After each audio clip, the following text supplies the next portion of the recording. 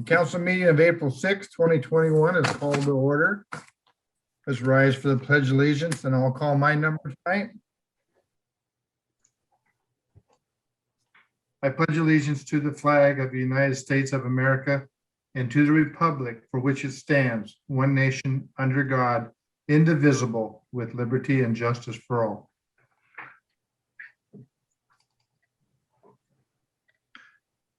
All right. Donna?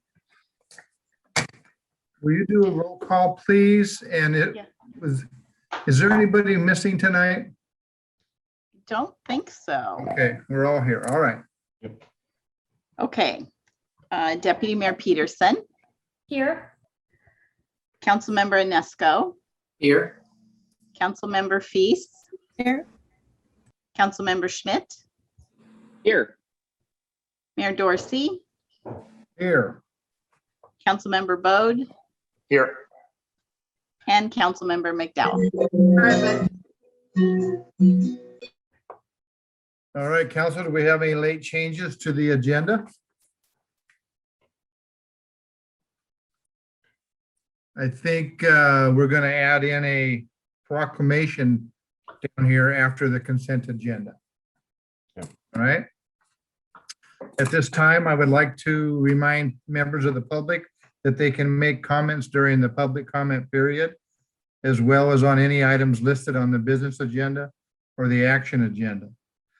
When making a public comment, you will need to raise your hand electronically on the Zoom app.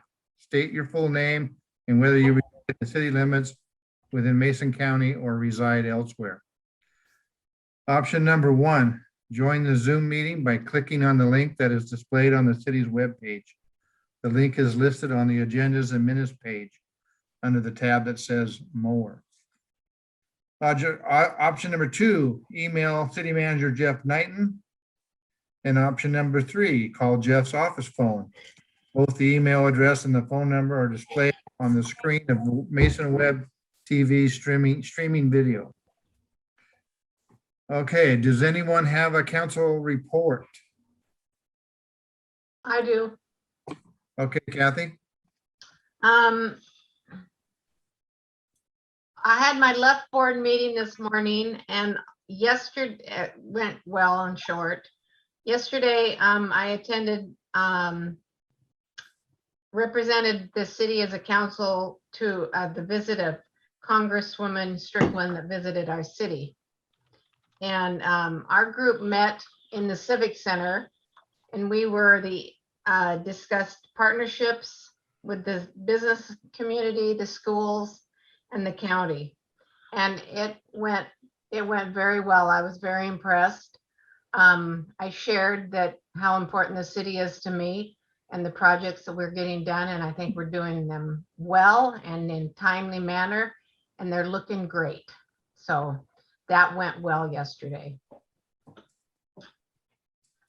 And I think, oh, one more.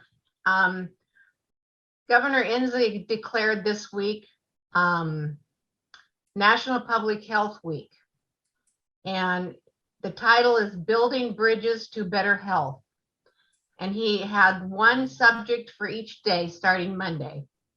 Mondays was rebuilding, Tuesday, advancing racial equality, Wednesday, strengthening community, Thursday, galvanizing climate justice, Friday, constructing COVID-19 resilience, Saturday, uplifting mental health and justice, and Sunday, elevating the essential and workforce. So those are just some things we can think about each day as we look at the proclamation that was made for the Public Health Week. Here. That's it. All right, how about you, Joe? Do you have anything to add for your meeting with? Yeah, but I believe the deputy mayor has her hand. I didn't know she had a comment. Oh, Kathy's. well, there, I see your hand now. Go ahead, Joe. I'll follow you. Okay, thanks. I appreciate it. Yeah, it was really great. I'd like to thank Lisa Perry for helping put that together and inviting us to that, or excuse me, Lisa Perry and Jim Morrell for putting that together and inviting the city to partake. it was unfortunate. I think that we couldn't have a little bit more of a to do, but the COVID and social distancing challenges, right? We can only keep a small group of people together. But I was up in the Walmart parking lot there at the corner of Wallace Nealon and Olympic Highway to talk about development and transportation opportunity, or transportation development opportunities and transportation investments along the Olympic Highway and Wallace Nealon corridor. Talked about roundabouts and transportation equity in rural communities. And as you guys are aware, Representative Strickland is also a member of the House Transportation Committee in Congress as well. So it's great to have those relationships and understandings. And we were, Jeff gets the props. He picked the location and it was perfect because we were standing there at the corner almost, you know, on a nice sunny day, and plenty of traffic backing up on the ramp. And, you know, just the normal rush hour traffic in that area.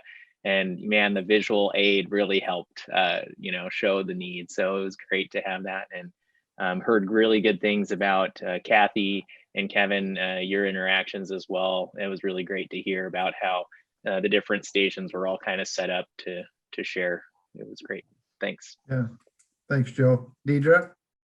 I just wanted to note that last week, the majority of council met with the Squaxin Island Tribal Council, and just wanted to extend a public thank you to Chris Peters, who's the tribal chairman, as well as the other members of that board, for engaging in a dialogue with the city about how we can leverage that partnership, look for opportunities to support one another on projects, and really just work together for the community. So hands go up to Squaxin Island Tribe, and a big thank you to everyone who was part of that conversation.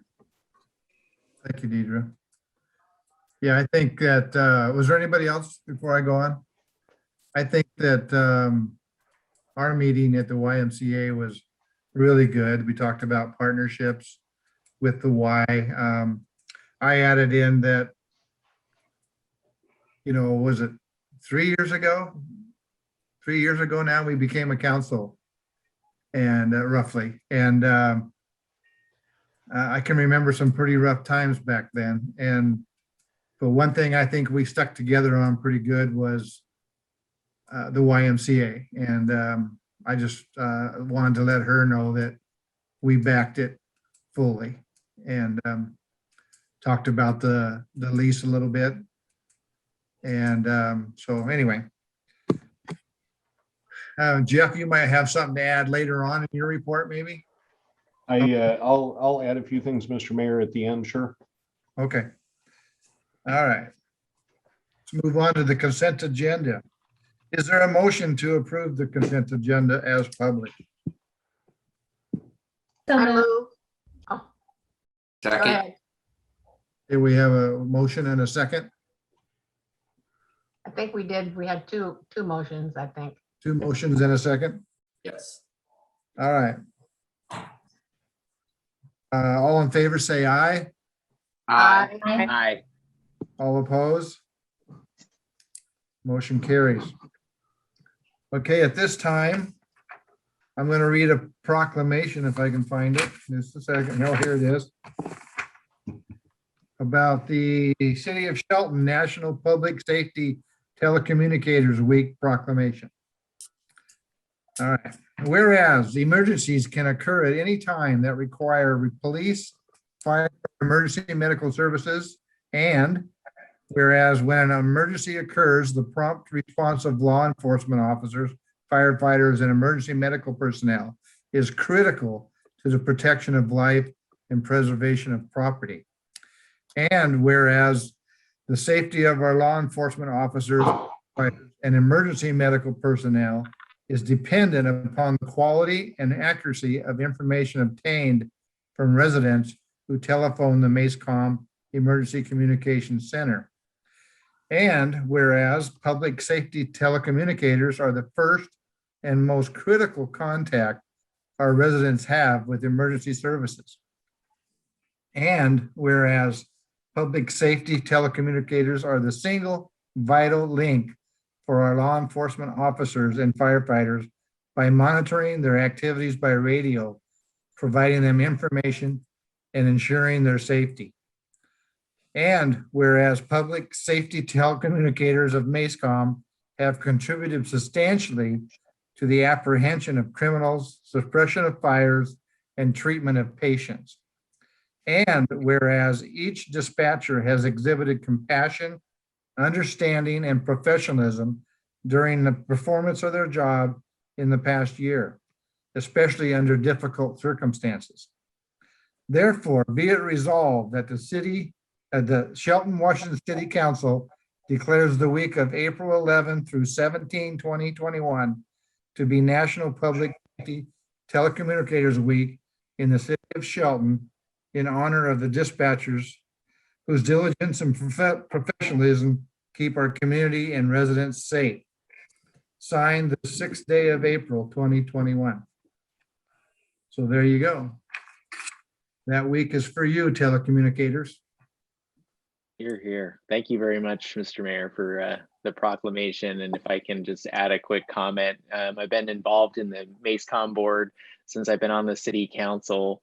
And I can tell you that the job that those folks do every single day of the week, the hours that they work, and the dedication to their duties is tremendous. It's actually incredibly impressive. So I encourage you guys to get to know the dispatchers. They're just downstairs, and if anybody is interested in potentially or knows anybody interested in wanting to be a dispatcher, there's plenty of opportunity there. So let me know, and we can put you in contact with the right people. So thanks again. I appreciate that. Thanks, Joe. Yeah, I was talking to one of the dispatchers the other day, and I didn't realize there were so many open spots. Yes, there are. They need more. It's a very tough job. It's a Yeah. tough job and long hours, but it's incredibly rewarding. So. All right, let's move on. Donna, do we have anyone interested in making a public comment tonight? No, we do not, Mr. Mayor. All right. Let's move on to the business agenda. Community Development Director Mark Ziegler is here to share information with us about some park property acquisition. Mark, is Mark here? Yeah, I'm here. Thank you. Thank There you, you Mayor. are. Thank you, Mayor, Deputy Mayor, council members. I'm going to get to a share screen here and then start my brief.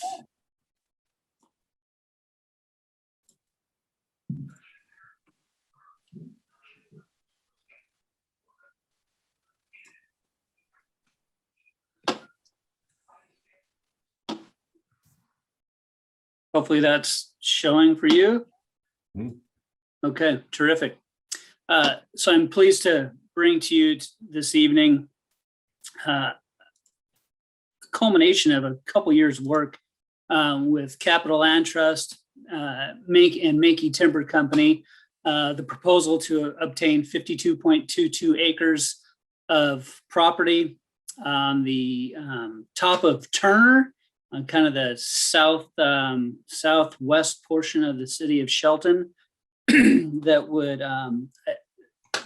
really meet several priorities in our Parks, Recreation, Open Space, and Trails plan, including urban trails, nature trails, preserving open space and habitat, and potentially meeting an underserved neighborhood park service area up at the top of Turner. I'll start with the Angle property, which is bordered in orange, right here where my cursor is moving. This is 14.08 acres just north of Bayview Avenue. Currently undeveloped, completely undeveloped, comprised of opportunistic trails that have been utilized by the residential neighborhood adjacent to it for many, many years. Will those neighbors and locals up in that area access Goldsboro Creek at the bottom for recreational purposes for a long time. It was originally a Angle family property. This property was donated to the Capital Land Trust several years ago. The Capital Land Trust is not interested in managing the property long-term and felt that it would be a good fit for the city for a future park property. So with this property and the transfer, Capital Land Trust would reserve covenant on the property, so it could not be developed into an active recreation area, but still serve as passive recreation. So maintaining the trails, enhancing the trails for safety, providing interpretive and educational information based on the habitat and water quality opportunities in that area that lead to Goldsboro Creek. Adjacent to the orange property there, the Angle property, you'll see the yellow border.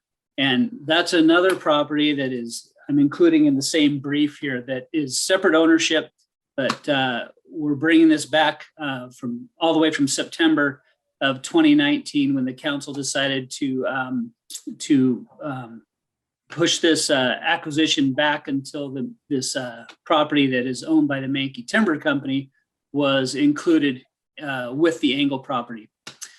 This property is 38.22 acres right at the top of Turner Avenue. So you'll see my cursor in Turner Avenue here. About 10 acres. This overhead map does not show the logged property, but up here at the top of the kind of flat portion of the property where my cursor is logged at this point. The remaining of the property is heavily wooded, mixed, mature vegetation, opportunistic trails, again, that the neighbors have used for many, many years to traverse the property and access Goldsboro Creek. Capital Land Trust would again carry a covenant on this property that would limit active park development to just this portion in the next slide that you're showing here, that I'm showing here. So this is about 2 acres of property. This meets one of our deficient neighborhood park areas within the city of Shelton. Our PROS plan endeavors to have a neighborhood park within a half-mile radius of every resident in the city of Shelton. And this would certainly meet some of those needs up at the top of Turner. So the ability to develop a playground, some open grass play area, restroom, parking, potentially a restroom, are all included in the covenant. So this could meet that neighborhood park category to serve this neighborhood well in the future. I will go through a couple photos here to show you some of the condition of the property. This is an entrance point off of Turner Avenue. Another entrance just off 16th. Upper portion looking west off of 16th of the property. You can see this is the portion that has been logged. Good opportunity for a neighborhood park development site. This is the Angle property off of Bayview Avenue. So this is the property boundary right at the street line. Back to the Mankey property. This was kind of a logging road that was put in when the property was logged at that point. You'll see the deciduous trees left intact. It has been replanted with conifers at that point, but this is a great location, great trail access that would progress westerly down the slopes to Goldsboro Creek. Again, just a little view of the logged portion. This is kind of looking more southerly at the property, and then an overhead of the upper portion that's been logged and the potential site for neighborhood park development. And I will show you kind of a view from up above that looks west out Shelton Valley, and then a few pictures of the existing trails. You'll see they're pretty well developed through access from our local community, just creating those over time. There is some cleanup, restoration work, and safety work that would need to be done in here, obviously, to promote this to the public. But these would be primarily primitive trails, nothing paved or anything like that. They'd be in a natural state, just kept safe and available to the public, much like the Teresa Johnson Trail is up the Shelton Creek drainage. A couple more pictures of the existing trails and property. And then obviously some access to Goldsboro Creek, which is very high within our pros plan as well, and access to the water and near shore environment. So at this point, we have taken this to our Parks and Recreation Citizens Advisory Committee, and they have recommended unanimously to bring this to the council for approval. You will note that the Angle property is a donation, fee simple donation, quick claim deed. The Mankey property has a $10 purchase price. And these funds would be derived from the Shelton Metropolitan Park District funds. So I'm open to any questions at this point that you may have. All right, thank you, Mark. Let's start with, do we have public comment here, Donna? Let me look here, Mr. Mayor. I don't think so. No, sir, we do not. All right, would someone offer up a motion for us? I move to forward the approval of the Mankey and Angle property acquisitions to the action agenda for the April 20th City Council meeting for further consideration. Second. All right. Thank you. Let's invite the council members to ask Mark any questions. Hey, No one? Kathy has Mr. a Mayor, question. I have a Kathy has question. one. Well, it's not really a question, it's more of a statement. I've always said, I have, and I will continue saying how important the parks and is for a city, health wise. It gives people that can't afford to go anywhere or do anything, it affords them the opportunity to spend time in a park. And many times the parks are healing for our soul. So I'm really excited about this project going in. And if anyone wants to get involved with the Capital Land Trust organization, it's really, it's a great organization to belong to and have a say in the parks. So thank you, Mark. Thank you. Thank you, Kathy. Yeah, Mark, I was going to ask you something, but I just read a little further here and found my answer. So I didn't hear you how much the one section cost from Mankey. I think it's $10. Correct. Thank you. All right, A good deal. good deal. We have a motion and a second to forward the approval of the Mankey and the Angle property acquisitions to the action agenda of April 20th City Council meeting for further consideration. All in favor, say aye. Aye. All opposed? Motion carries. All right, now we have another park property item for Mark. He's going to be busy tonight. Thank you again, Mayor. I'm going to share a screen again, so I can best represent the map for the next property we're discussing. So this is a separate parcel bringing you tonight to the council for consideration or acquisition. This is the Shannon property, or what was formerly the Grisdale property, George Grisdale's property years and years ago. This is 7.28 acres adjacent to Neelan Park. Forgive me, but you'll see Neelan Park in the lower right-hand side where my cursor is, and I will follow the boundary of the developed area. So where my cursor is now is kind of where the developed and the off-leash dog area is. And we actually own a little bit of property all the way to the blue line of the boundary of the Shannon property here. So this property has been identified in parks plans since 1989, and again in our 2020 pros plan. So we've been talking to representatives, I guess, of the city have been talking to the owners of this property for quite some time about the potential to add to Neelan Park to help relieve the the impacts that we have in Neyland Park, as well as provide some more recreational opportunities right downtown in our downtown core. This property is undeveloped, mature vegetation. There's again some opportunistic trails on site that some of the local neighborhood have used for years. There's no sidewalk that traverses up Turner all the way up the side. So we'll see quite a few people that will get off the street and utilize that as access point to get down to 7th or down to Park Street as well.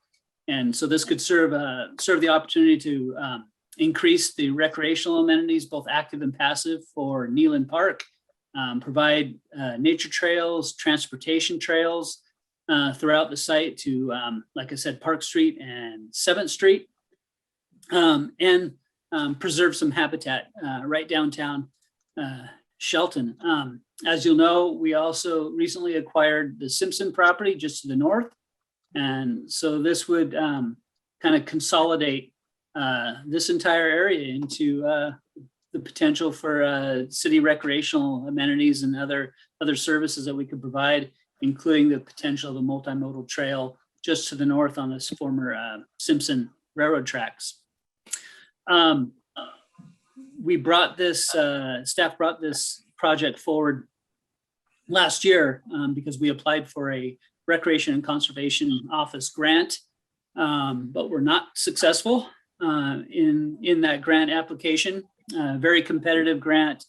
They had over 80 applicants, and I think they funded about a dozen projects over this last year. So very competitive, but certainly worth the opportunity to apply for those. But we still have the funds budgeted for this acquisition. The owner has signed a purchase and sale agreement to move forward with the council's blessing. We would ask that this be placed on the action agenda for April 20th, and we could move forward with the further process of purchase. And I will go back and say the purchase price is $80,000.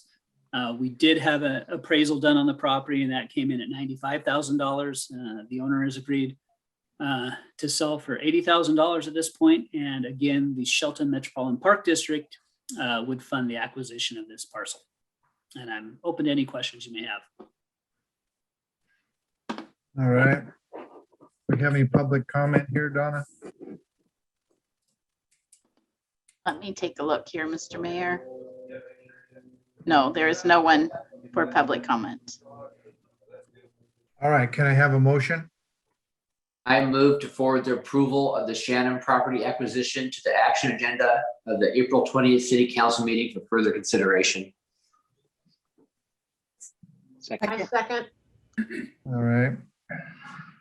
This time I'll invite each council member to ask questions or comments for Mark. Another high five on you, Mark. Thanks. That's going to be great. All right, we have a motion and a second to forward the approval of the Shannon property acquisitions to the action agenda on April 20th City Council meeting for further consideration.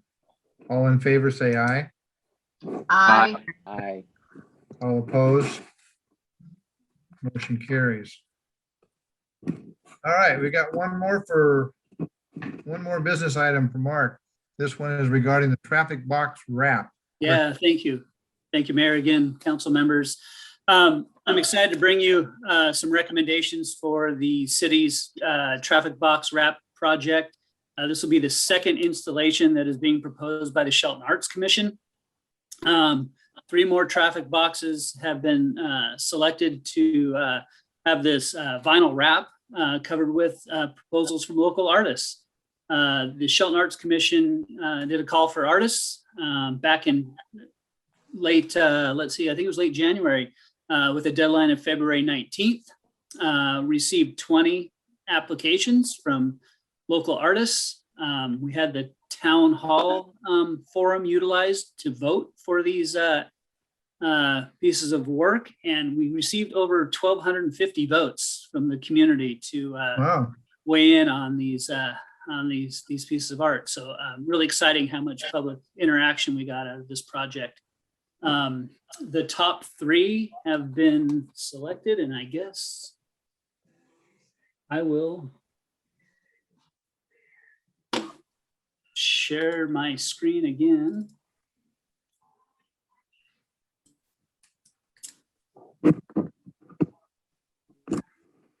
To show the 3 pieces of work here.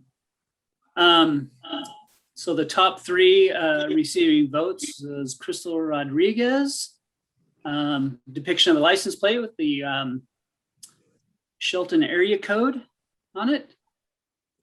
Kyle Ah. Twitty's Native American salmon, and Matt Mish, Bridges to Nowhere, more of an abstract piece, but very colorful and should draw plenty of attention on these 3 locations. Those locations, I will reiterate, are at Wallace Nealon and Bell Lane. That would be the Crystal Rodriguez piece, the 98584 license plate. 7th and Alder, Kyle Twitty's art, and then at Wallace and Spring Road, Matt Mish's piece. Those are the recommendations from the Shelton Arts Commission. With the council's approval, we would endeavor to have this work placed sometime probably by the end of June. It's a bit weather permitting, but we hope to have it completed by that timeframe. All right. Thank you, Mark. Donna, do we have public comment? No, we don't, Mr. Mayor. Okay. Do we have a motion, please? I move to forward the approval of the Shelton Arts Commission's traffic box wrap project. I recommended to artwork to the action agenda of the April 20th City Council meeting for further consideration. All right. In a second. Got it? All right. I'd like to invite each council member to ask questions for Mark or comments. Mr. Just Mayor, one- could I interrupt just a moment? Who provided the second? It was Councilmember Schmidt. Okay, thank you. And Mr. Mayor, I just want to thank the Arts Commission, but also the Martha Reed Foundation for providing the monies to fund this project. It's really nice to see people investing in having a beautiful space for our residents and visitors, as well as one that's functionally serving us. So, heads up, great job to everyone. Thank you, Deputy Mayor. I apologize for leaving out the Martha Reed Foundation. Without their assistance and support in this project, it would not come to fruition. So thank you so much. I know one thing I was happy to see was a Native American art in there. As we are trying to do, some partnerships with tribe. It's just great to see that. So. Yeah. Anybody else? I would say, honestly, that would be my only recommendation, Mark, is that, if Kyle would want his tribe recognized as part of that piece of art, there's a signature on the 3rd piece of art, might be a good offering. Thank you. I'll discuss that with him. They look cool. They look awesome. Motion and a second. Are you ready, Joe? You got? Yep, We go have a ahead. motion and a second to forward the approval of the Shelton Arts Commission's traffic box wrap project recommended artwork to the action agenda on April 20th City Council meeting for further consideration. All in favor, say aye. Aye. All opposed? All right. Now we have a resolution for a sweeper equipment purchase. Public Works Technician Jared Wieslander has the details. Hi. Hi, how's it going? Yeah, I'm here. I'm gonna pop open the presentation right now.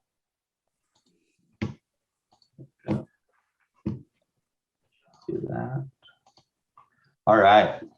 So for the street sweeper purchase, I'm gonna be going over why we sweep city streets. Our current sweeper we have, the sweeper options we had come in. to demonstrate to us. And then the three main differences we noticed between the three options that we had demonstrated to us. And then I'm going to show 2 videos real quick of what sweeper we think fits our needs best here at the city, and wrap that up with a conclusion. So for the first slide, why we sweep city streets. The first reason is health and safety. Trash-filled roads can be hazardous. Drivers, pedestrians, and cyclists may have to maneuver to avoid hitting debris, which could lead to accidents. Some garbage could be dangerous too to humans, and buildup of garbage could attract rodents, bugs, and other critters. This could pose a safety risk to animals, including pets, and those pets or animals could ingest something harmful, causing health issues. The next reason is storm drains. When trash, gravel, and debris clog the storm drains, the water bypasses the storm system and travels overland, causing localized flooding of the streets. Street sweeping helps remove debris and contaminants from the roadways that would otherwise flow into storm drains, causing water pollution to the local waterways. And then the last bullet I have here is purpose, which kind of wraps the first 2 together, and is the street sweeping keeps our streets clean, which in turn promotes public health and safety to ensure that residents and the visitors are safe, and it reduces the likelihood of vehicle damage and property damage. Regular cleaning of our city streets reduces ponding water and debris on the roadways, and it extends the life of our pavements and our pavement surfaces. By having an established regular street sweeping schedule, it will preserve what we have here, or what we have now, for the future. So for the next slide, I'm going to talk about our current sweeper. Our current sweeper is a broom-only street sweeper, and it's over 11 years old. Maintenance cost is steadily increasing. The city has over 118 lane miles of paved streets that need to be maintained. So this upgrade is going to help us achieve that goal of maintaining it more efficiently. A regular street sweeping program is required by the new state MPDES stormwater permit and is vital for maintaining safety, stormwater quality, and aesthetics throughout the city. The proposed vacuum style sweeper that I'll be talking about here in a minute will remove much larger amount of debris than our current sweeper, and it will provide more reliable operation as well as a decrease in repair and maintenance costs. The funding for the street sweeper replacement will be from the City Equipment Maintenance and Repair Fund, as approved by the FY 2021 budget. We have checked into trade-in value for our current sweeper, and it was $18,000. The plan is to keep that sweeper to give us the ability to put 2 street sweepers out on the streets in case for like if we have a large windstorm or snowstorms coming in. Next. So the 3 options we had come in and give us demonstrations was the Global R4 Air Regenerative Street Sweeper, which is on the top left, the Elgin Cross 1 Street Sweeper, and then the Nighthawk Raptor 2. All 3 of these options have the vacuum system and brooms, whereas our current sweeper only has a large main broom and gutter brooms. The vacuum broom system minimizes dust created when sweeping, and it also provides a better cleaning and more efficient operation. All 3 of these options have a larger hopper too than our current one. Our current one, I think, is about 2.5 yards. So it has us spending more time sweeping the streets and less time going back to the shop to dump. And all 3 of these have excellent fuel efficiency compared to our current sweeper. Between the 3, though, the R4 and the Cross 1 are more comparable. The Nighthawk is a lot smaller than these 2, and you can see from the price below of each. The R4 and the Elgin both are a lot bigger, have more cab space. They have more and better upgrade options. And from the demonstrations that we had of the 3, the Elgin and the R4 had a superior vacuum broom system. We had a debris laid out for each of them to see how efficient they were at sweeping. And it actually took the Nighthawk about 7 tries to sweep up what we had out there. Whereas for the Elgin and the R4, it swept it up the first time, which was good to see. So next, I'm gonna go into the three big differences we noticed between these options. And the first one is the dumping ability. For the R4, it gives us the ability to dump into a dump truck, into piles, or into garbage cans. As you can see in the left picture, the height of the hopper going up in the air will allow us to dump in the dump truck if needed. With the Elgin Cross One, it limits us in that ability. We would only be able to dump into piles, and then we're gonna have to get a backhoe or whatever if we want to move that pile elsewhere into a dump truck or whatnot. And then with the Nighthawk, it gives us the ability to dump into garbage cans and piles, but not, as you can see from the lifting ability, it cannot reach into a dump truck. So just on the dumping side, the R4 wins out of these three. It gives us more abilities, which we like to have those options. So next, the next one was maintenance. For the Nighthawk and the Elgin, they both had multiple electrical panels. They're both very similar on the maintenance side. Multiple electrical panels. The hydraulic hoses were hidden in the frame, and there's also less, our mechanic noticed there's less room in both to perform regular maintenance. With the R4, it had one centralized location for the electrical panel. And actually during the demonstration, the Elgin broke down here, and they were going through 3 or 4 different electrical panels on it, just trying to troubleshoot the problem. So just seeing that firsthand really shows how maintenance friendly that R4 is, with us being able to troubleshoot. If an electrical problem were to arise, that we'd be able to troubleshoot that problem right away and know right where to go, instead of going through a bunch of different panels trying to figure out what's going on with a piece of equipment. And there's also a lot more room in the R4 to perform that regular maintenance.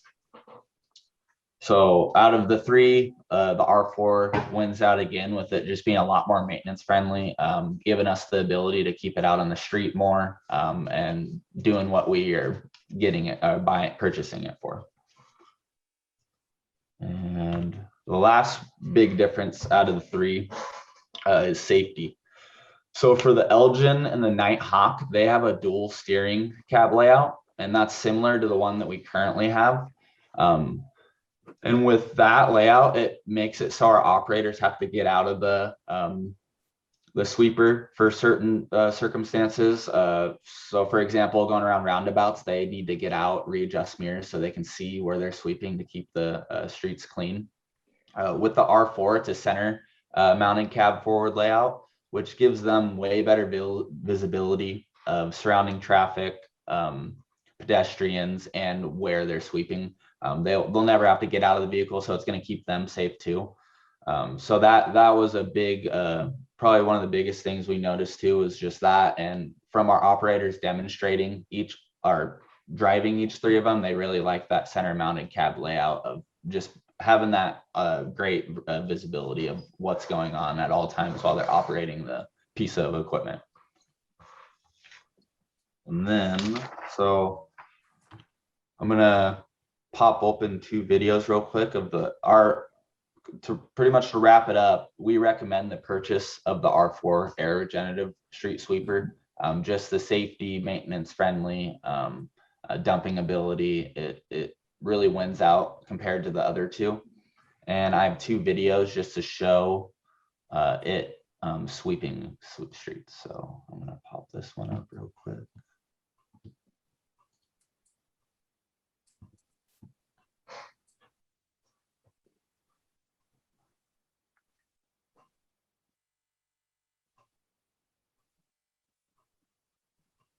You'll have to unshare and reshare your screen for the video. Oh, is it not working? Yeah. Okay.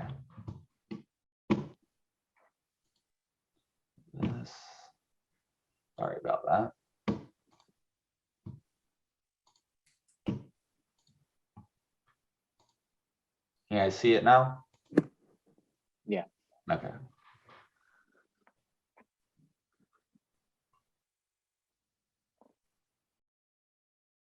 Looks like railroad. Yeah.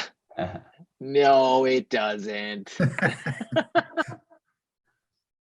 So that's a short clip right there. Just you can see the amount of trash on the street, and it cleans it up pretty good just going over the first try. And then I'm gonna stop sharing that one real quick. Oops.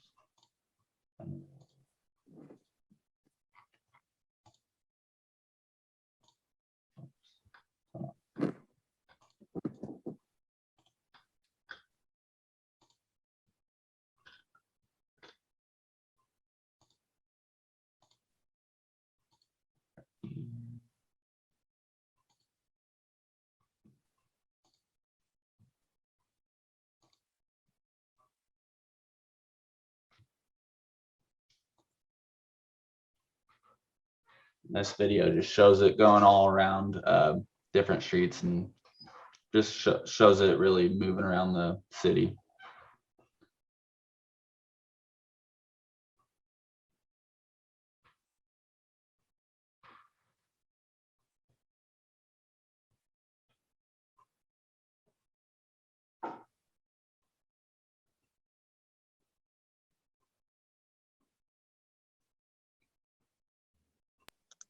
Does the one we have spec'd have water? Yes. Oh, sorry, it's not time for questions. My apologies. Okay.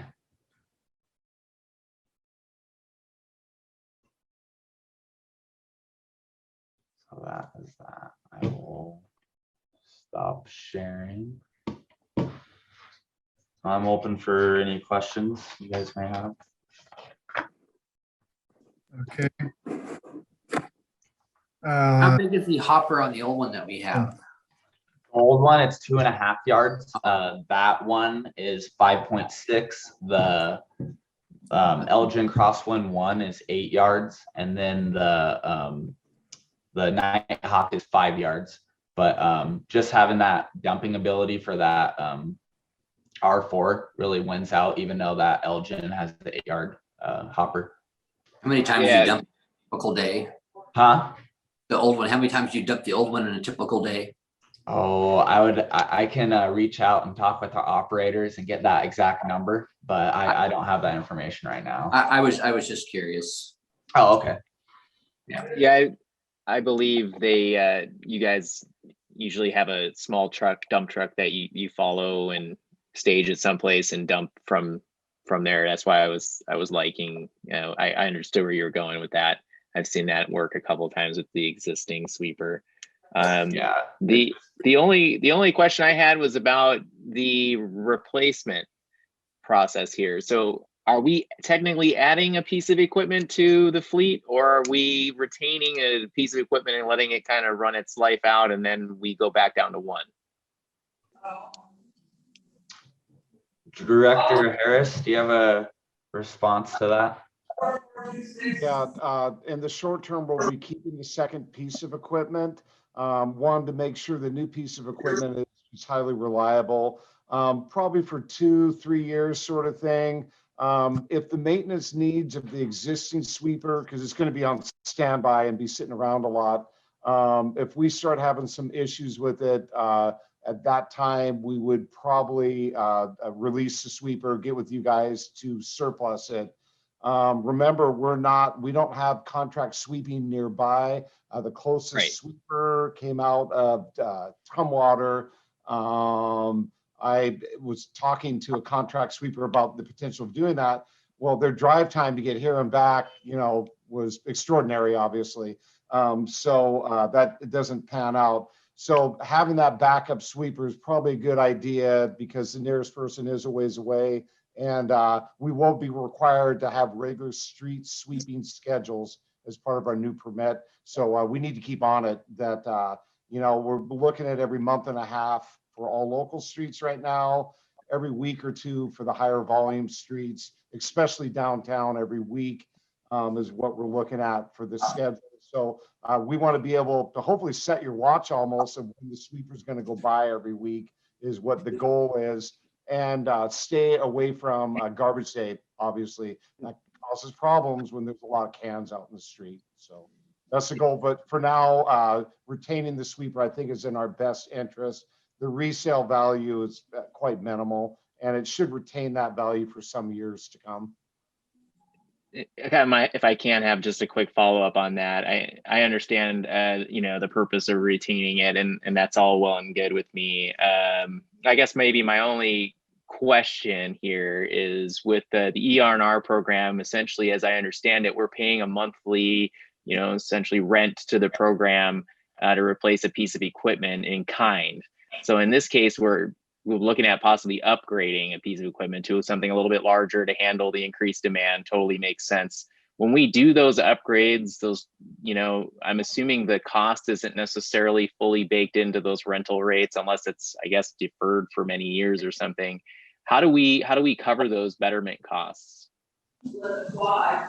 Yeah, Jeff, do you want to jump in here? Yeah. So And if it's something we want to talk about later on, that's fine. I just had those questions kind of started ruminating here. yeah. So as we start the ER&R program, that is definitely something we're going to take a look at. We're going to have to front load for several pieces of equipment, not just the street sweeper, but we're going to have to front load some of those costs as we begin the program with the start of, I believe our target was the budget year 23. So those are definitely discussions that council and all the staff will be having, starting with the development of, or with finishing the 2022 budget, which we will start in probably June or July of this year. And then how we're going to front load those, the ER&R program, and where those funds will come from will definitely be a part of the discussion. This street sweeper, if I remember correctly, has a pretty significant lifespan, expected anticipated lifespan. So we can defer those costs out for a little bit longer time on this particular piece of equipment. That's not true for all equipment, but that's more in-depth discussion as we move along. No, Jay set me at ease when he said, if the maintenance costs get exorbitant, or I'm assuming utilization is nil to nothing, we'll look at surplusing. That's all, and that's all I kind of needed to understand. So I appreciate it, guys. Thank you. And you pull those out for potential storms coming in and make sure those drains are clean, so we don't have 2 feet of water on First Street. I think I've seen you guys. Well, the water on First Street is because of higher tides and that sort of thing. We do regularly maintain those inlets on a bi-yearly schedule. So we're out there cleaning those quite often because they do back up with the tide. So the tidal influence is the main problem, and high water, rain coming into those inlets. The water doesn't have anywhere to go.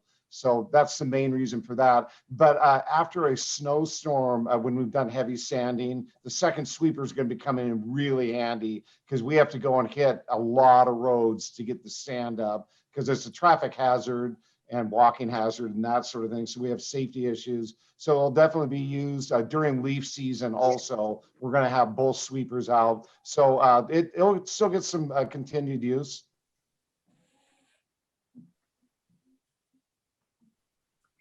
All right. Do we have public comment, Donna? No, we don't, Mr. Mayor. All right, can I get a motion, please?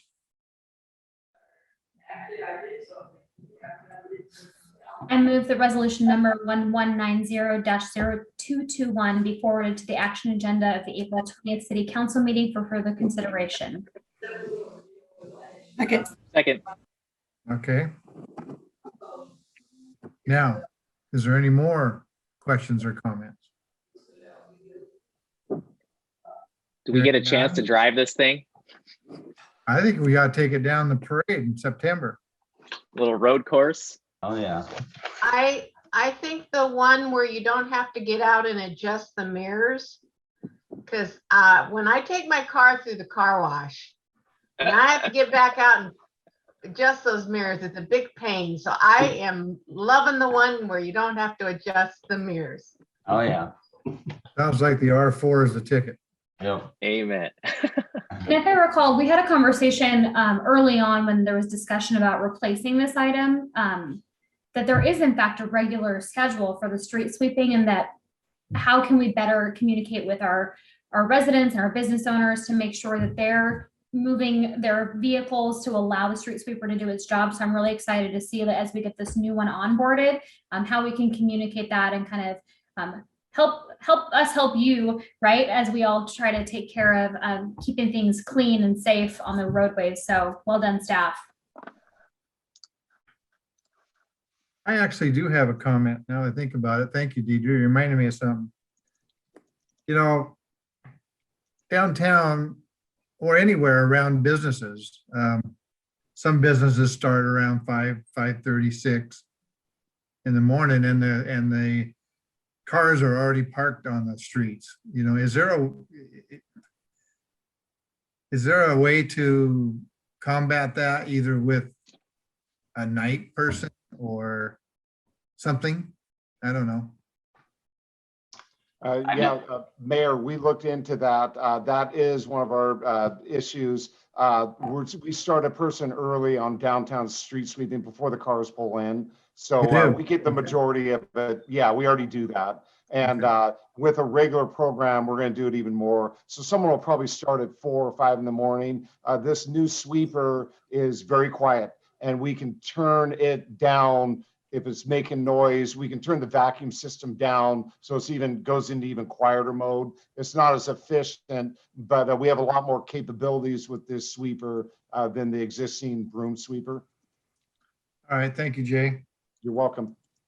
All right, we have a motion and a second that resolution number 1190-0221 be forwarded to the action agenda on the April 20th City Council meeting for further consideration. All in favor, say aye. Aye. Aye. All opposed? Motion carries. Okay, the last business item is planning for stream flow restoration. City Engineer Ken Gill has more information for us. Good evening, council. It is good to see you guys. Hope you all had a really good Easter. I'm going to share my screen with what we got to talk about tonight.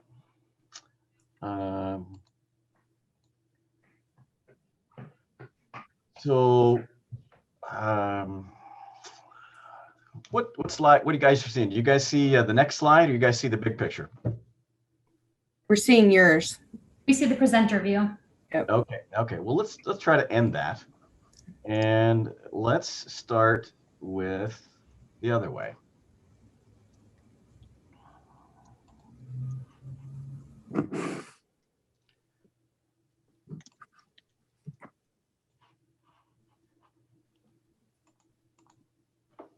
How about that? You're good. All right. Okay. So tonight we're not going to talk about anything cool as, Parks Director Land Baron Ziegler acquiring park property or new sweepers or park art. We're going to talk about how to put some more water back into our streams. So we got started on this a little bit before Parks Director started working on his land stuff. But this represents about 2 years and several meetings. A couple of them, you attended a couple of them. So thank you very much for doing that. So this is kind of just a summary slide of the law that and the plan components. But what's driving this is the stream flow restoration law. And the stream flow restoration law basically says, before we can issue a building permit for a well, we've got to have some projects that offset that water that comes out of the ground. Now in Shelton, we don't do that very often because most of our residents, or even people that are outside of our city limits, are connected to our water system. So this is a committee that, again, went on for a couple of years. Ecology chaired it, and it composed of a group of just about everybody. The next couple slides, I'll show you who all was involved in this. So it's a 20-year planning horizon. WIRA stands for Watershed Resource Inventory Area. In the next 20 years, we think there are going to be about around just over 4 grand new wells that go in our WIRA area, and I'll show you that in a few more slides. We estimate that's going to use just shy of 800 acre feet a year, And our goal and our plan is to offset that with a little bit over 1,000. So this plan includes some projects and actions that estimate this use to meet what's called a net ecological benefit. And a net ecological benefit is, again, these are ecology terms, that it's an outcome that you're expected to have if you implement these projects. You're going to get this much into your water system based on our math and the geology and our understanding of stream flow and our aquifers.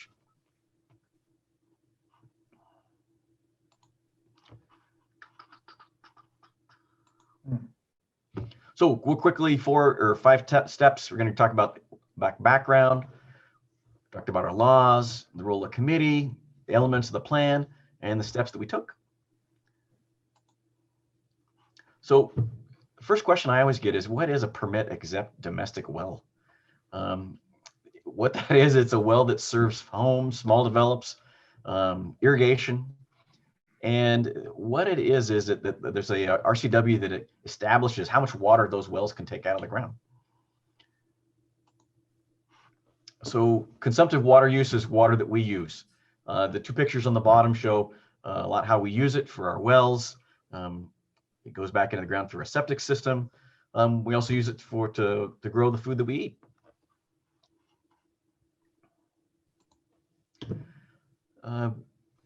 Groundwater and steam flows are connected. So I like this picture of the alternating blue and gray layers. It represents Shelton. We've got our layers of gravel, our layers of glacial till.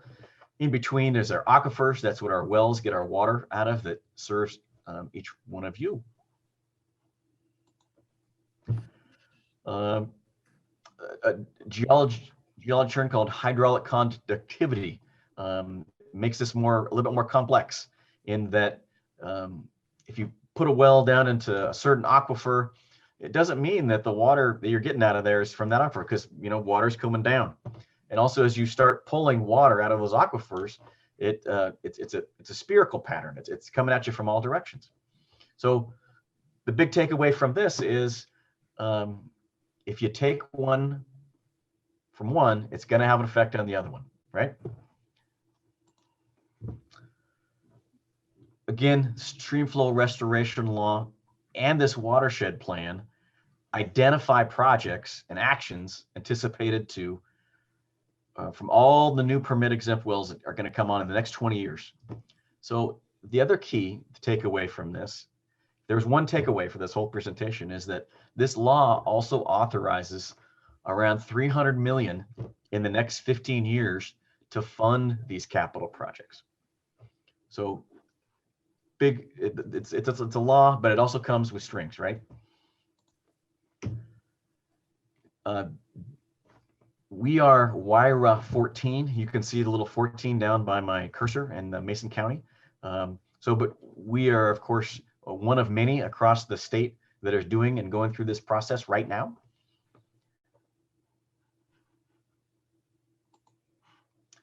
The whole goal is to say, hey, where are we going to have the water taken out of our WIRA? Where can we put it back in?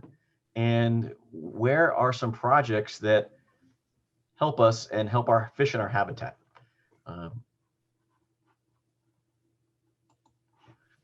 So one question that I always get is, what is an offset? And it's basically just the ability, how much water can you put back into our system? Is it better with a well? Is it better with putting it into streams? What's the best way to get it back into our system?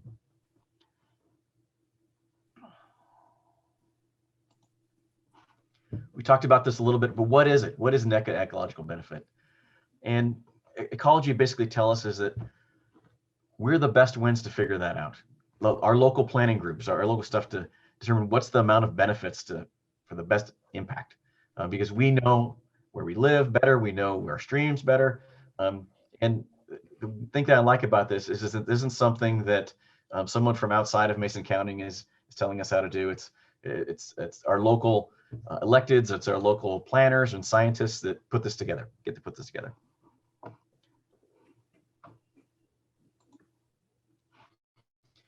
This is the slide I promised you that showed everybody that worked on it. There were several other additional folks that worked on it. But you can imagine when we all got together in Zoom, there's a lot of windows, right? And also it started before COVID. So when we got together, it was the big meeting room at Mason County Public Works. It's a lot of people, a lot of opinions, and a lot of thoughts and ideas. Our role was to develop the plan. Ecology is the one that says, yeah, we think you got a good idea, and they get to say yes or no, gives a thumbs up. I'll talk about that a little bit more at the very end.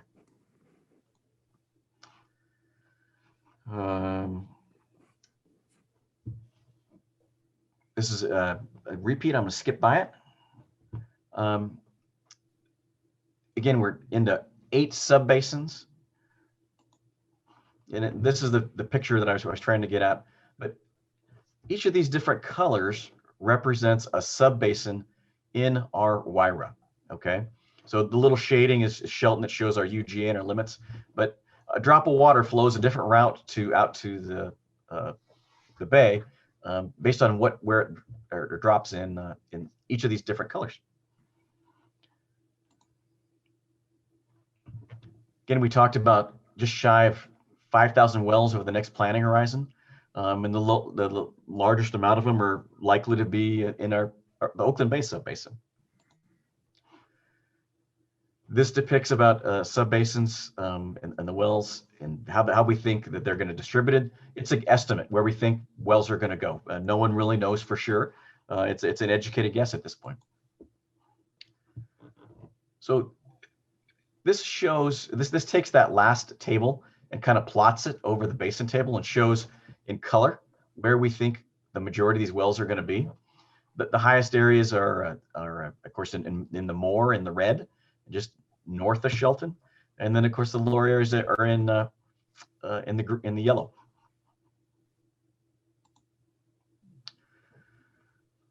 Again, we used a 20-year projection. We went 20 years out to estimate how much water is going to be taken up by these wells. And we tacked on a little bit more than that so that we wouldn't make sure that we wouldn't miss the mark. That's the 1,034 acre feet per year. Here's how it's distributed over all the subbasins in terms of irrigation and outdoor use and indoor use. So that was how the committee sliced that apple pie up. And this, again, just another graphical picture of where the wells are going to go and where the water is going to be coming out of the ground. So in each subbasin, there's a listing of how many wells and how many acre feet of water. Now that we've done, the committee did all the analysis, all the geology, the hydrogeology, they really got to roll up our sleeves and say, what projects are we going to do? And they kind of fit into these 4 categories. I'm going to talk a little bit about our project. It's our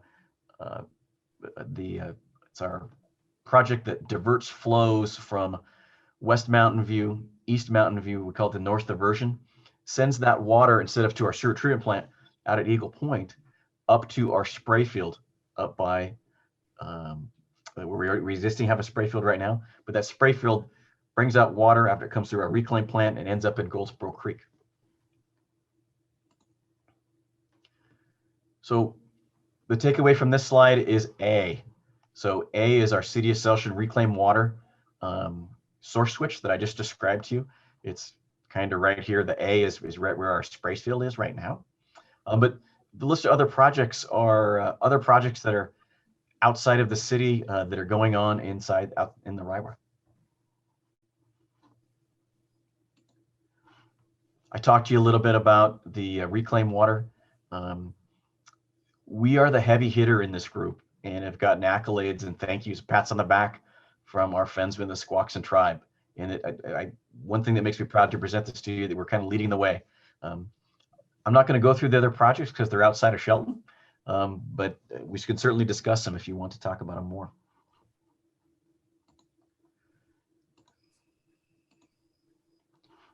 We talked about us being, the city of Shelton being the heavy hitter, is 486. If you look down the list of projects, that project has the potential to have the biggest impact on Goldsboro Creek, adding flows back into Goldsboro Creek. So that's something that we should be proud of and thankful for. So this is kind of the end of the show, but this committee's prepared this plan with implementation in mind. But the plan, the laws don't have language that says you got to go do it right now. But it does go back to the slide we were talking about. It does provide some funding. So this plan will exist as things go on and changes. The plan may change too. So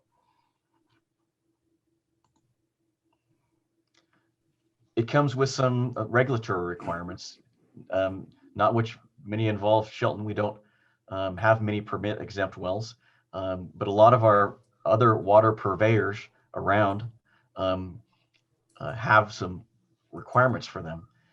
The one that I'm most concerned is this revolving grant loan and grant fund for community water systems.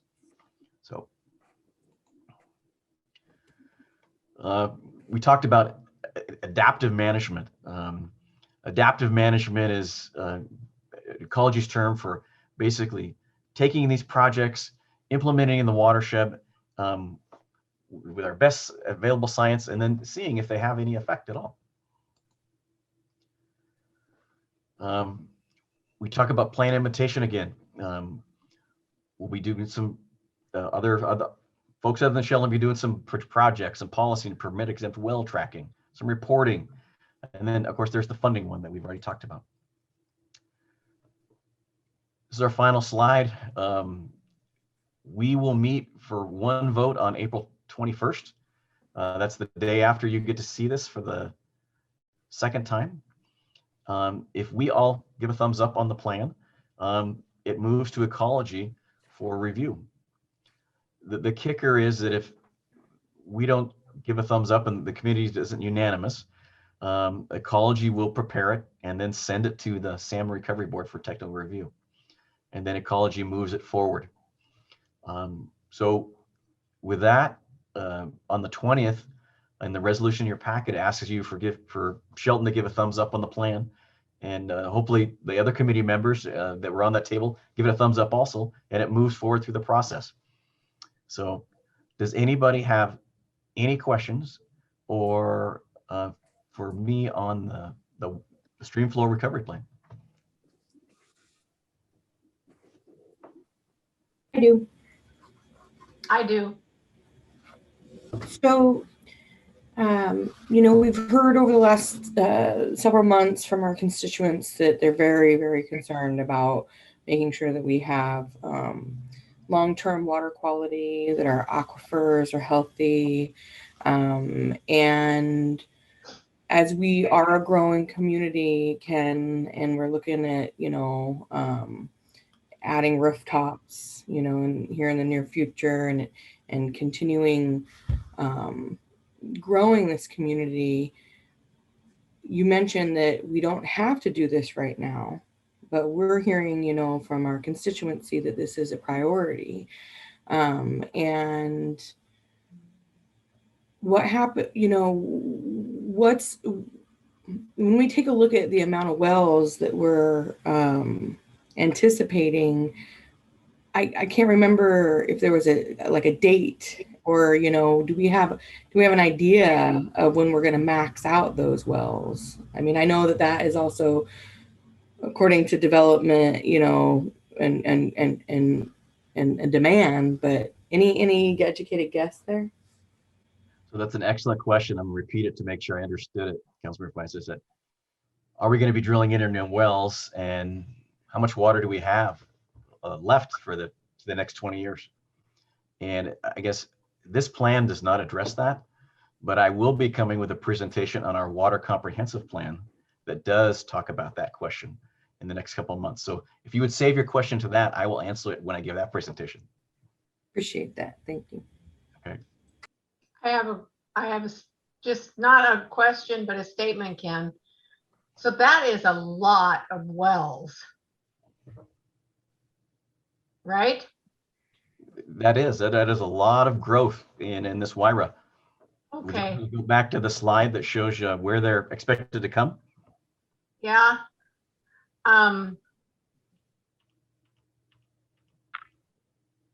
Right. So what I see in my mind are just these little sheds, all plunked all over the place with wells, the little well houses.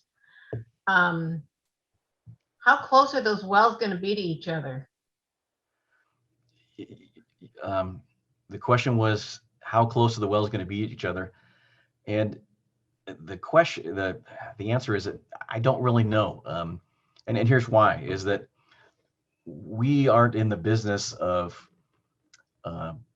permitting wells, right?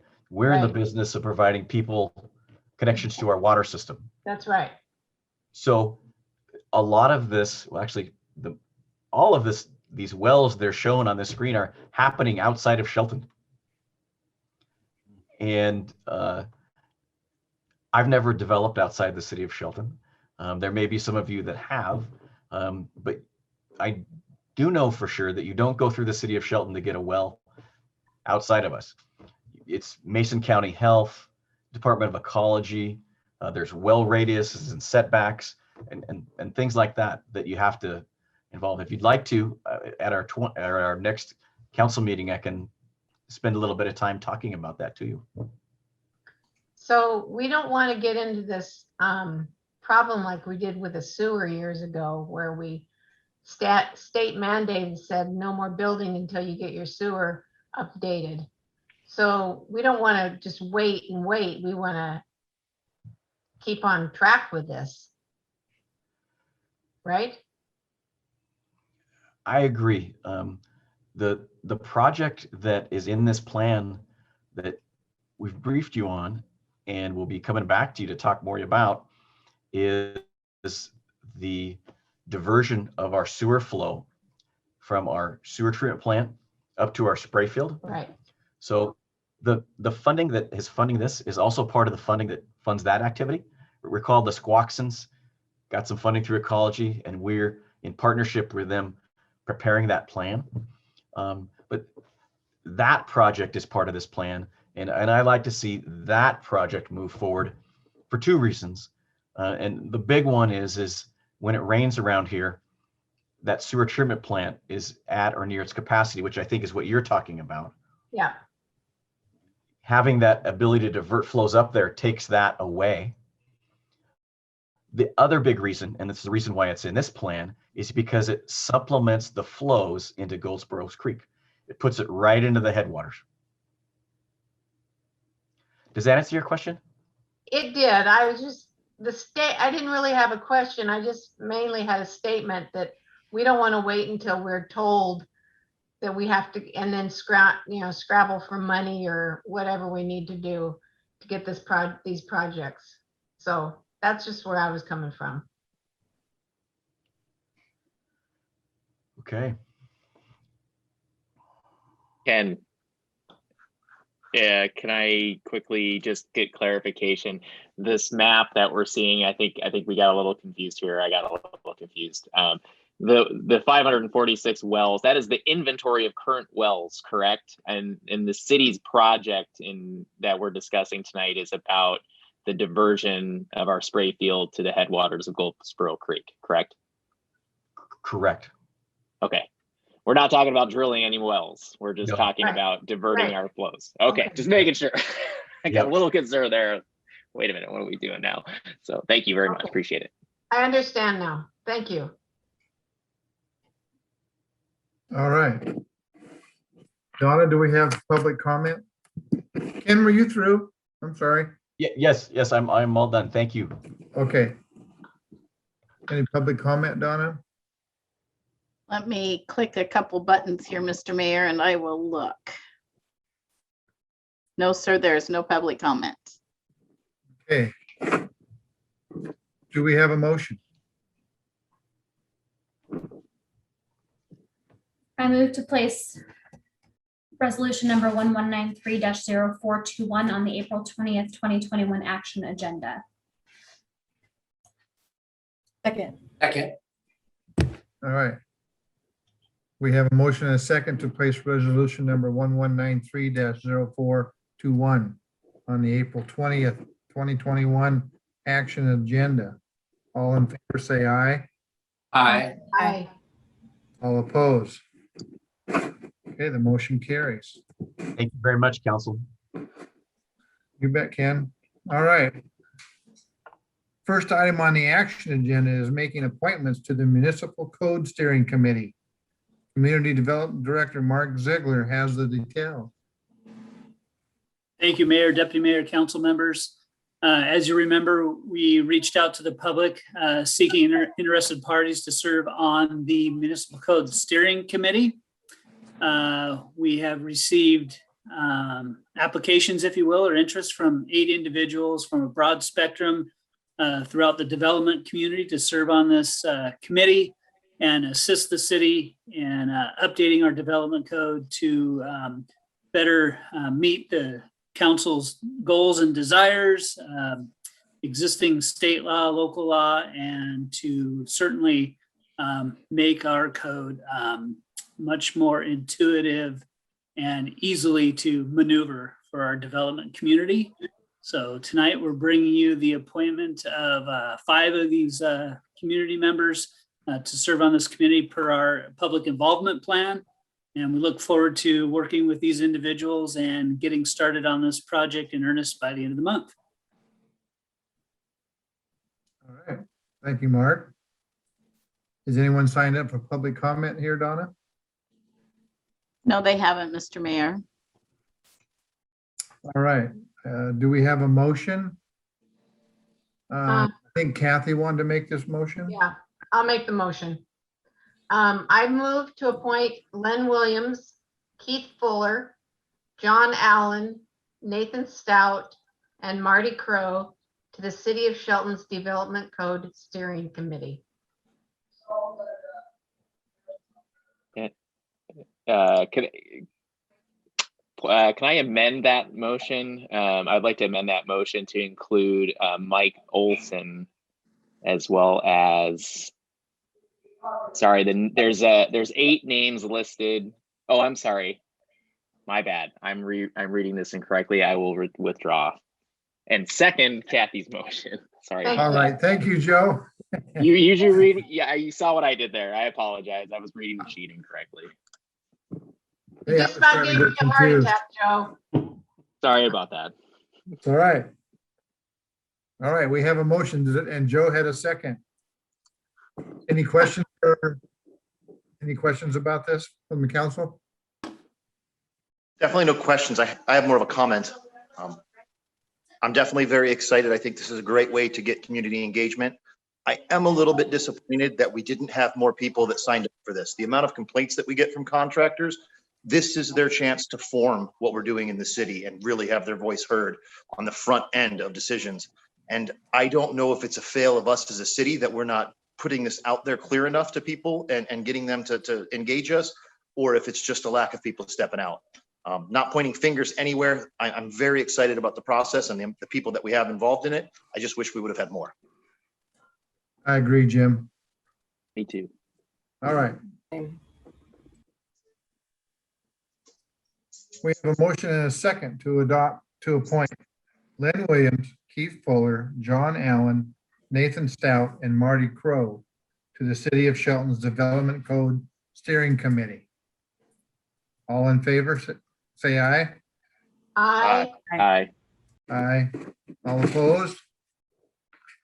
Motion carries. Now we have a resolution to amend the contract for well number 1 rehab design. Public Works Director Jay Harris has more information for us. Good evening, Mayor, Deputy Mayor, Council. Jay Harris, your Public Works Director. So we've had an exciting meeting tonight. Been real enjoyable. Street sweeper, stream flow restoration, water for the city, potable drinking water, We have a pipe that goes from well 1 to the high school tank right now, and is 4,700 feet long. And we want to pressurize that line. It will help us significantly in our operation and maintenance of the facility, and improve our water quality. So the contract amendment is with Grant Osborne to design this 4,700 foot long line. We're actually going to slip line it using high density polyethylene pipe, and we're going to pull it through the existing pipe for the majority of the run to save on street excavation cost.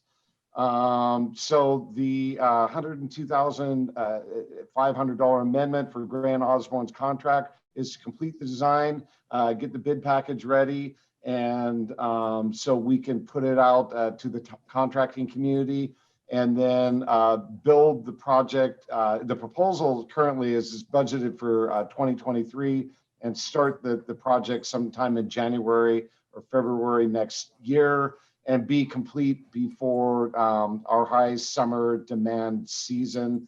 The project is about $900,000 estimated construction cost, and there are no changes to this resolution from the last meeting when I presented, and I'm open for any questions. Okay. Has anyone signed up for public comment, Donna? No, there isn't, Mr. Mayor. Do we have a motion?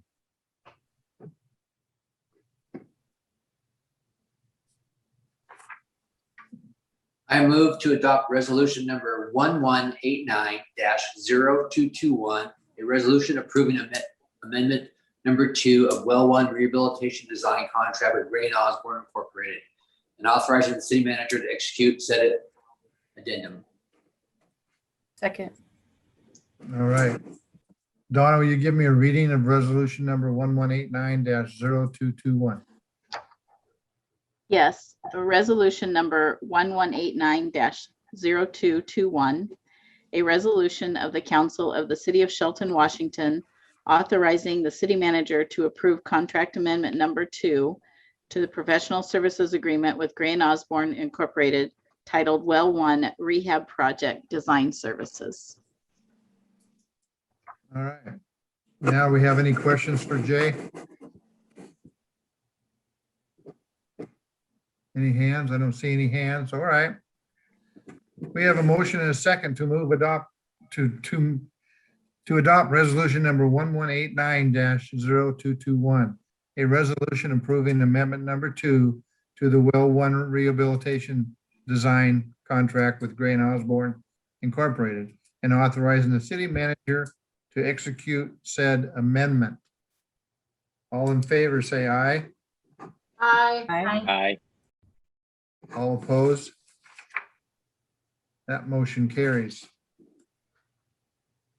Our next item is a NEPA certification for the Veterans Village. Senior Planner Jason Dose has the details. Thank you, Mayor, Deputy Jason. Mayor, members of the council.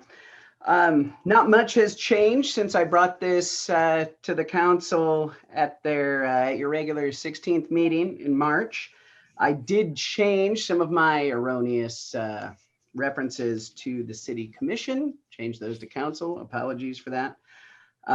As a reminder, the city entered into a lease with Quixote Communities to develop a 30-unit tiny homes village of sorts for veterans. And we went through land use permitting for the proposal in late 2019. And as they've been working through trying to fund and make the project sustainable in the long term, what they realized is they'd like to make federal housing vouchers available to residents of the project. So in order to do that, they had to perform a NEPA review, which is before you now. The staff members of Quixote Communities did a lion's share of the review, with kind of me checking their work, so to speak, every step of the way. And the stage we're at now is they're asking that I sign as reviewer, which I'm more than willing to do, But in order to send this thing in for official certification at the federal level, we do need the certifying officer of the local jurisdiction, i.e. our mayor, to sign as well. And I'm simply asking for a motion of the council to authorize the mayor to sign as the certifying officer. All right. Anyone signed up for public comment? No, there isn't, Mr. Mayor. We have a motion. I move that we authorize the mayor to sign the environmental assessment for the Shelton Veterans Village as certifying officer for the city of Shelton. Second.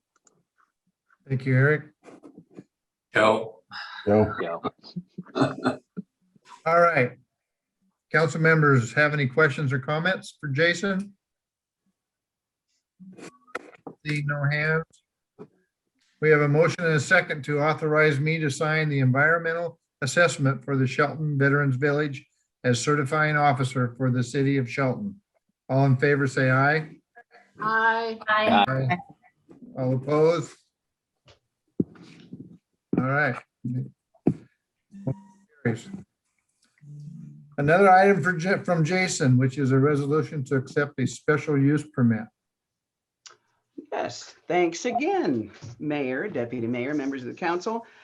Shelton High School applied late last year for special use permit to do another expansion to the campus, which would be basically a vocational complex of sorts.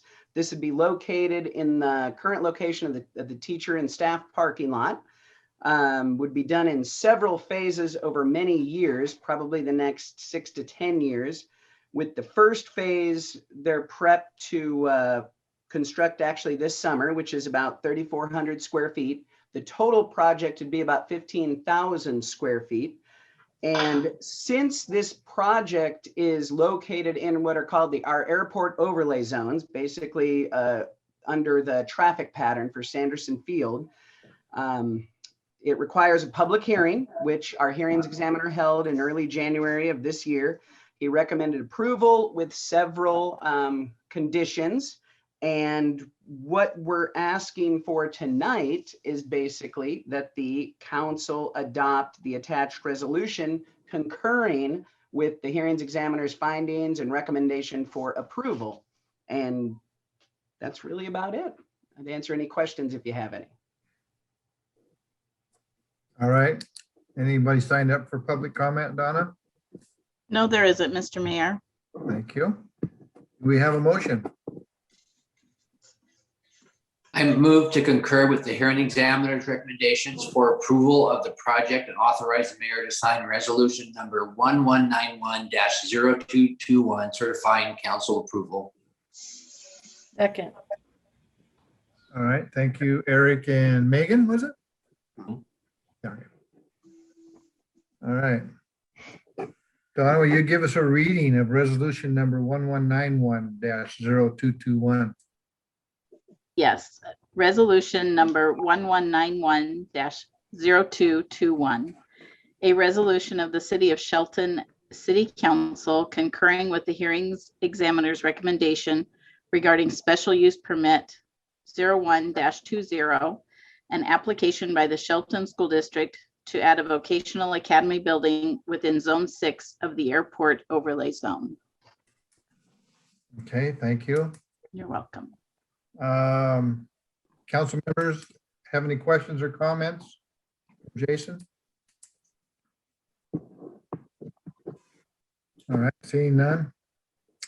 We have a motion and a second to concur with the hearings examiner recommendation for approval of the project and to authorize me to sign resolution number 1191-0221, certifying council approval. All in favor, say aye. Aye. Aye. All opposed? Motion carries. All right, moving on. Our last action item is a resolution to update the fee schedule. Finance Director Aaron B. Miller has more information for us. Good evening, Mayor, Deputy Mayor, council members. This resolution was before you at your March 16th meeting. it will add particular fire fees to the city's fee schedule. It will add those retroactively back to the beginning of the year. There have been no changes to this since you heard it a couple of weeks, 2-3 weeks ago. So All right. Public comment? No, sir, there is not. All right. Do we have a motion? I move to adopt resolution number 1192-0321, setting the city's master fee schedule for 2021. Second. Okay. Donna, will you give us a reading of resolution number 1192-0321?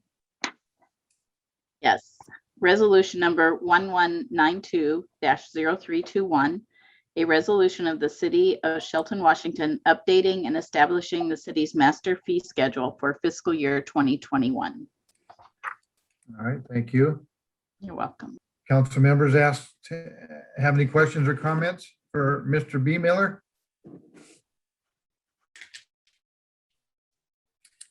None?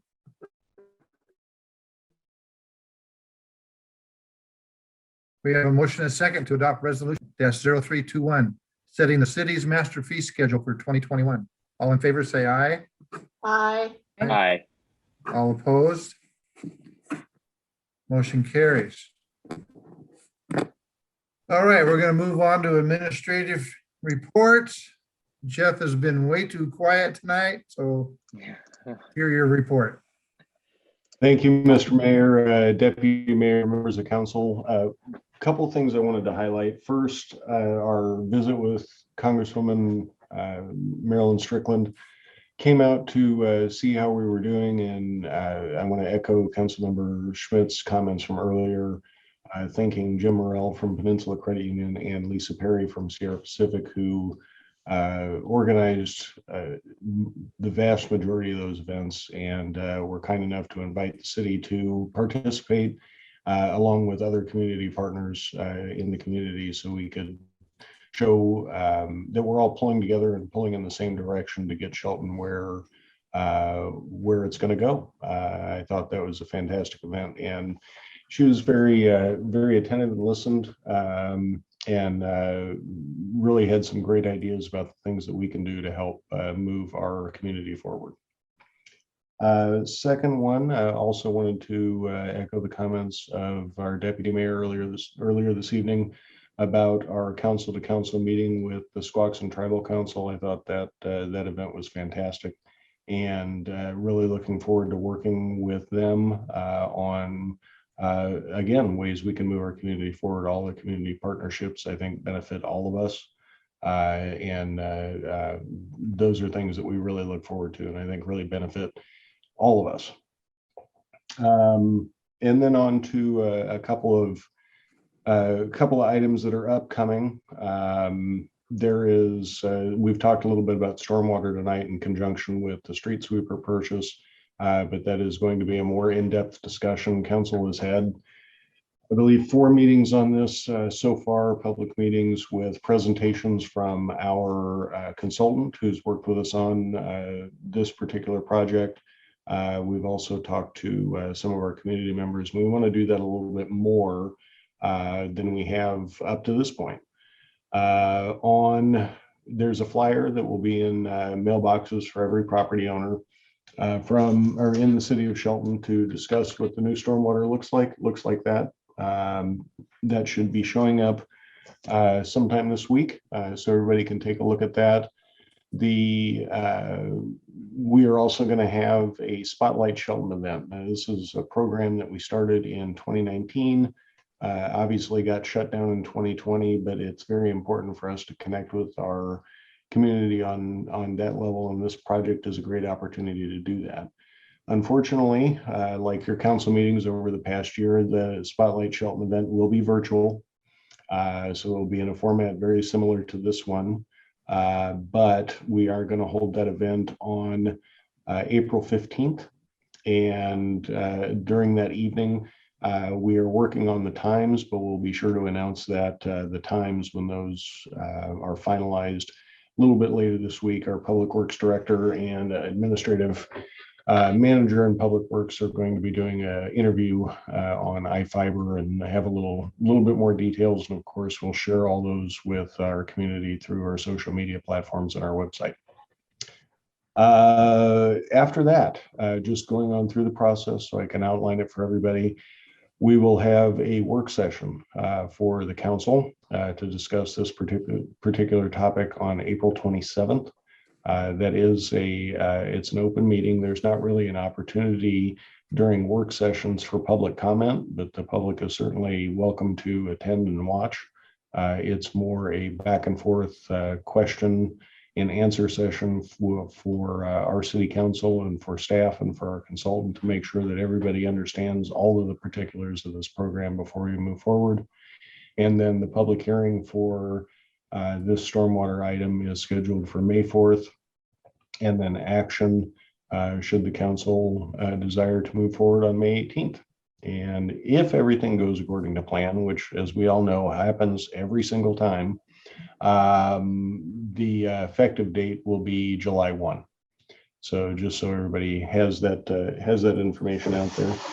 And then just real quickly on our looking ahead, we have a couple of exciting things coming up at your April 20th meeting. You're going to have a demonstration of our new smartphone app that's specific to Shelton. I think that's going to help quite a bit with our communications with the citizens of Shelton and their communications with us, which is what it's really all about. People may have noticed we've also started our online utility billing. That started on April 1st. Not a joke, but it did start on April 1st. And we're moving ahead with other elements of our online presence and trying to make our operations here at the city as efficient as we possibly can to make the best use of resources that we have. Let's see, a couple other things you'll be hearing about, a lot of those things that you heard about tonight for the first time on April 20th as well. And if there's any changes, we'll make sure to present those to you. And then of course on May 4th, that's when the stormwater ordinance public hearing is planned. So that's all I have for you this evening. I'd be happy to answer any questions if you have any. Jeff, I have a comment, and I just want to say a huge kudos to the staff and all your hard work in getting online utility billing squared away. This is something that we've been talking about for more than 3 years now. And while it may seem like a small thing, I think it's a really big win, not only because it makes it so much easier for our ratepayers to be able to monitor their own accounts and take charge of that, but also because it saves so much staff time and has a real capacity to be a way for us to be more thoughtful about how we're utilizing those systems and being really thoughtful about it. So I'm really pleased personally and as a council member to see that come into play, and just well done to everyone involved in that process. Thank you. All right, do we have any new items to discuss?